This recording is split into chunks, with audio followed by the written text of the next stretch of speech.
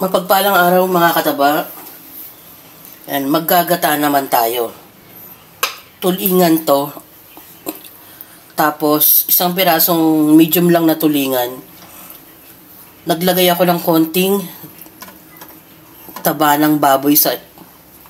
Naglagay ako ng konting baboy sa ilalim na may taba para mas malasa. Tapos, pwede na nating timplahan. Sama-sama na to. Ipapaksiw muna natin. Bawang, sibuyas, at luya. Lagyan natin yung kanyang ulo para mas malasa. So, yan. Tapos, maglagay na tayo ng konting asin.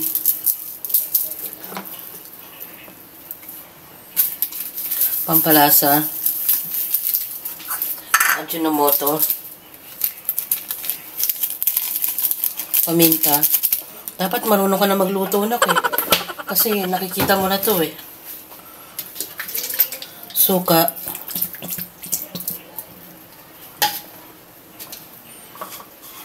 konting tubig. Yan. Tapos pwede na natin isalang. Tapos dito, ang gulay niya, gagamit naman ako ng gulay na sitaw. Naglagay ako ng 2 pirasong siling green. Yan. Meron niyang malunggay dahil kukuha pa tayo sa ating neighborhood. Tapos ang panggata natin, gantong powder lang ang gagamitin natin. I-dissolve ko yan sa hot water maya-mayang konti. So yan, pwede na nating isalang. Balikan natin. Halos natutuyo na yung ating paksiw. Nag-dissolve ako dito ng ating panggata.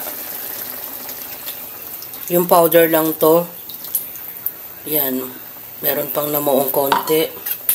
Pero okay lang yan kasi matutunaw na yan. Yan yung nilagay kong konting pork para mas lumasa.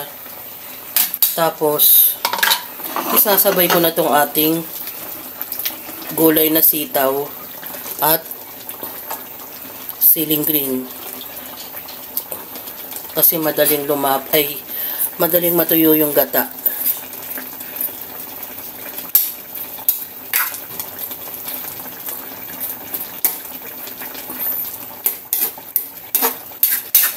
Hindi ko na masyadong hahaluin dahil binaligtad ko na yung isda kanina. Huli natin ang ating malunggay. Yan, nilalagay ko na yung ating malunggay kasi halos yung ating gata ay natutuyo na kasama ng ating gulay na sitaw. Paluto na rin yun. Kaya nilagay ko na. Yan, sinusundo na ako ng aeroplano. Saan ang papunta?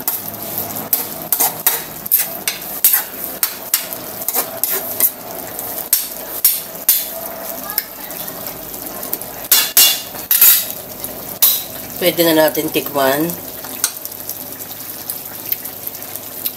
Ay, ang sarap.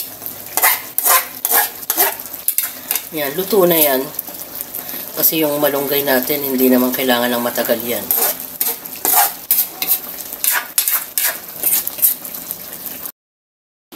Ginataang tulingan. Pinaksiw ko muna yung ating isda bago natin igata. Hinaluan ko ng konting pork na may taba para mas malasa. At yung gulay natin ay malunggay. Siyempre, alam nyo kung saan galing yan. At ang ating sitaw, mas maganda kung maanghang mga kataba dahil mas malasa.